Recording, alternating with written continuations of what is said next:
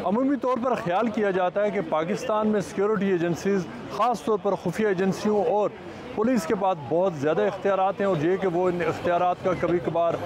नाजायज़ इस्तेमाल भी करते हैं और ये समझा जाता है कि वस्ट में शायद पुलिस और एजेंसियों के पास पावर्स कम है। एक ज़माना था जब ये इख्तियारात यहाँ की एजेंसीज़ के पास उस तरह से नहीं होते थे, लेकिन अब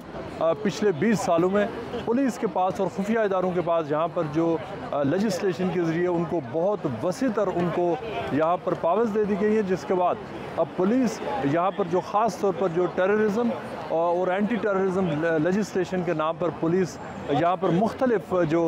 कवानीन इंट्रोड्यूस कराए हैं, जिस और उसकी बुनियाद पर लोगों को गिरफ़्तार किया जाता है, उनको प्रोसिक्यूट किया जाता है। दो बड़ी एग्ज़ाम्पल्स हैं। इस वक्त वेस्टमिंस्टर मजिस्ट्रेट कोर्ट में मुख्तलिफ जो स्केड्यूल 7 जो बरतानिया का काउंटर टेररिज्म एक्ट है उसके तहत केस चल रहे हैं, जिसमें वो लोग शामिल हैं जिनको पुलिस ने सिर्फ इस बात पर उनको रोका और फिर उनको चार्ज किया कि उन्होंने अपने मोबाइल फ़ोन्स का पिन नंबर देने से इनकार किया। पुलिस इस बुनियाद पर लोगों से पिन मांगती है कि उनको वो दहशतगर्दी को रोकने के लिए वो ऑपरेशन कर रहे हैं और जिस बंदे को वो रोकते हैं उसे कहते हैं कि वो अपना पिन नंबर दे। और ये होता है एयरपोर्ट्स के ऊपर, एंट्री पॉइंट्स के ऊपर जिन लोगों को रोका जाता है उन्हें ये कहा जाता है कि अगर वो पिन नंबर दे दें ताकि उनका पुलिस डेटा डाउनलोड करे। अगर इनकार करे बंदा तो उसको टेररिज्म के तहत जो प्रिवेंशन ऑफ जो टेररिज्म है उसके तहत उसको चार्ज किया जाता है और उसकी सज़ा कई महीनों से लेकर कई हज़ार पाउंड तक जुर्माना भी हो सकती है। इसमें जो सस्पेक्ट्स हैं जिन्हें रोका जाता है या जिन्हें चार्ज किया जाता है उन्हें यह कहा जाता है कि उनके लिए ज़रूरी है कि वो पुलिस के साथ कोऑपरेट करें और अगर वो नहीं करेंगे तो उनको दहशतगर्दी की मावनत के इल्ज़ाम में चार्ज किया जाएगा। फार राइट एक्टिविस्ट हैं टॉमी रॉबिन्सन, उनका यहाँ पर ट्रायल चल रहा है जिसमें पुलिस उन टॉमी रॉबिन्सन को जो 1 साल कबल उसको रोका था एक कोर्ट पर और उसने पिन देने से इनकार कर दिया अपने फ़ोन का, जिसके बाद उसको चार्ज कर दिया गया। दूसरी तरफ जो मशहूर पॉलिटिशियन जॉर्ज गैलोवे, उनको आज से सिर्फ चंद दिन पहले रोका गया और उनका फ़ोन पुलिस ने टेररिज्म की एक और स्केड्यूल है जिसको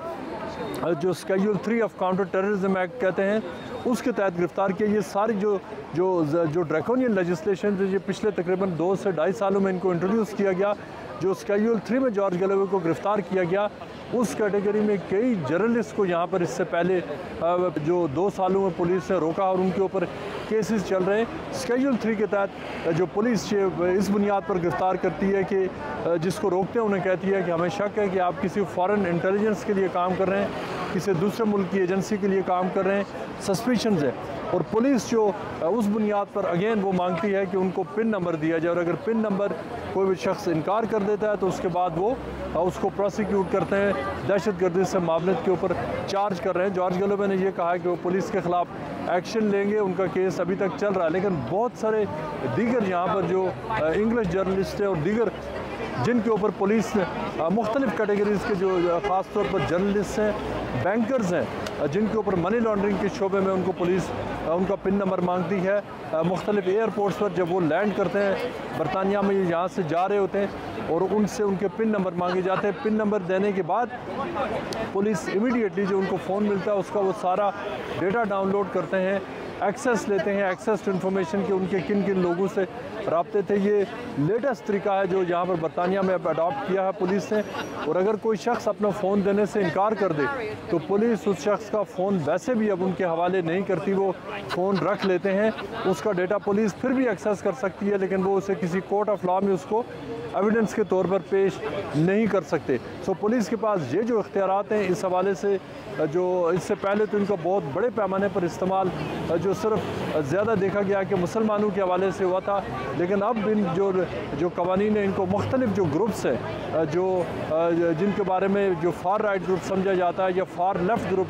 समझा जाता है या फार लेफ़्ट या फार राइट इंडिविजुअल्स हैं उनके ऊपर भी अब इस्तेमाल कर रही है, जिसकी वजह से यहाँ पर मुख्तलिफ सिविल लिबर्टीज़ ग्रुप्स हैं वो काफ़ी इस हवाले से प्रोटेस्ट भी कर रहे हैं कि जो लोगों के जो European convention of human rights के तहत जो प्रिवेसी के कवानीन है और जो फ्रीडम ऑफ एक्सप्रेशन के आर्टिकल 8 और आर्टिकल 10 के तहत जो कवानीन है उनकी ब्रीच हो रही है।